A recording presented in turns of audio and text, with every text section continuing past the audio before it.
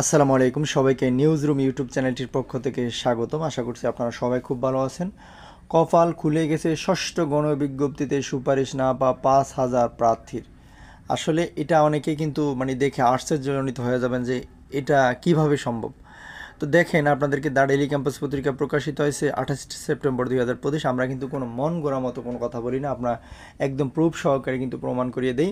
তাই বলবো আজকের ভিডিওটা অনেক গুরুত্বপূর্ণ, না টেনে সম্পূর্ণ দেখবেন। এবং এই চ্যানেলে যদি আপনি নতুন দর্শক হন তাহলে চ্যানেলটি এখনই সাবস্ক্রাইব করে দেন, কারণ এনটিআরসি এর সর্বশেষ খবর সবার আগে আমরা এই চ্যানেলে দিয়ে থাকি।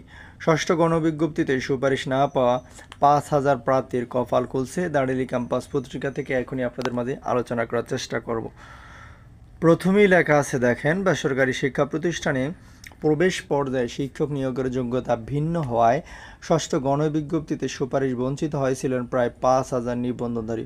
অবশেষে তাদের কপাল খুলছে। 3 অধিদপ্তরে 40টি পদে নিয়োগের শিক্ষাগত যোগ্যতা একই করার সিদ্ধান্ত নেওয়া হয়েছে। রবিবার 28 সেপ্টেম্বর শিক্ষা মন্ত্রণালয় এবং বেসরকারি শিক্ষক নিবন্ধন ও প্রত্যয়ন কর্তৃপক্ষের এনটিআরসির মধ্যে অনুষ্ঠিত সভায় শিক্ষক নিয়োগের শিক্ষাগত যোগ্যতার মধ্যে সামঞ্জস্যতা একই করার সিদ্ধান্ত নেওয়া হয়।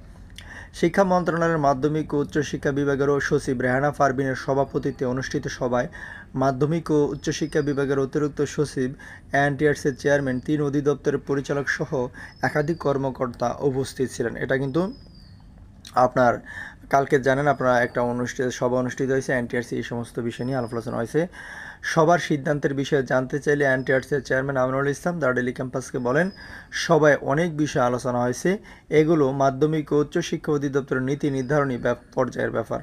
আমরা সবার সঙ্গে সমন্বয় করে পরবর্তী পদক্ষেপ নেব। জানা গেছে 40টি বিষয়ে 3টি অধিদপ্তরের ভিন্ন শিক্ষাগত যোগ্যতা থাকায় সুপারিশের জটিলতা সৃষ্টি হয়েছিল। অনেক প্রার্থী সুপারিশ বঞ্চিত হয়েছিলেন, তাই দীর্ঘদিন ধরে নিবন্ধিত প্রার্থীরা দাবি জানিয়ে আসছিলেন 3 অধিদপ্তরের শিক্ষাগত যোগ্যতা এক হোক। তারই পরিপ্রেক্ষিতে এনটিআরসি পরীক্ষা পদ্ধতি বিধিমালা সংশোধনের উদ্যোগ নেয়। এই খসড়া প্রস্তুত করে বোর্ড সভায় চূড়ান্তরণ করা হয়। পরে এ নিয়ে আজ শিক্ষা মন্ত্রণালয়ে পৃথক 2টি সভা অনুষ্ঠিত হলো।